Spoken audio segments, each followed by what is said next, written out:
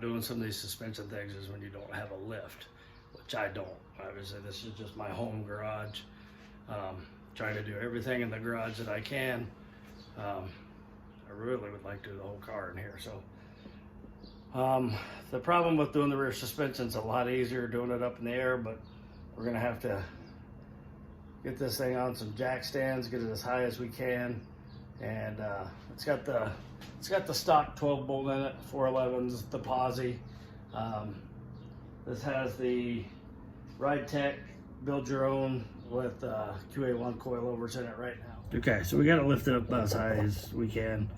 You can see the built to fit Ride Tech, the QA1 coilovers.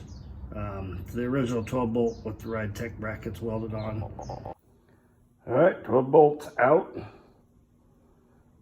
Thank goodness for these little wheel carts from Harbor Freight. I don't know how I would have slid that out by myself otherwise, but anyway, it's out, and I'll start sizing the Ride Tech 4-link. So a little better view of what's under the car. You can see the tunnel that I put on years ago. This was the Ride Tech parts. It's welded in onto the frame, so I'm going to have to cut the welds off there. Here's the front mounts. Those got to go as well because now they're on the bar.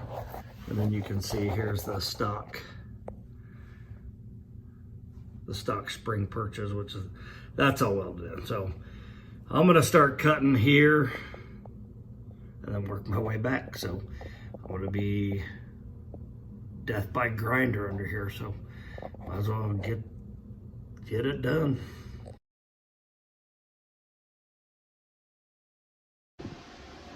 So I spent the better part of a week, you know, an hour here, an hour there, a couple hours here, grinding out that old welded 4-link I had. Word of advice, if it's not what you want, don't put it on your car, because it is a pain to get back off.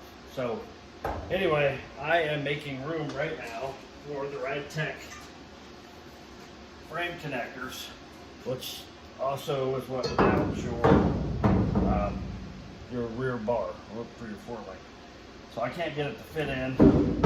It's catching up top here. So I'm gonna have to clear some room so that can sit in. I don't know if you can see it. It's about 1/8 of an inch from going all the way in. So I don't think I have any more room to grind in here. I'm gonna start going through metal. So I'm gonna go ahead and just try to go ahead and use a punch and flatten this out a little bit.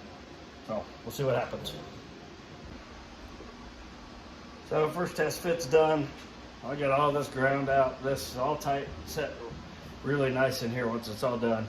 Obviously I'm gonna take it off because you gotta connect it to the front subframe. So anyway, test fit's done. This is ready, so I'll have to, now that all this is ground off, I have to redo all this bed liner that I ground off. Try to keep it pretty thin here because there's not a ton of room in here to play with. So anyway, on to the next side.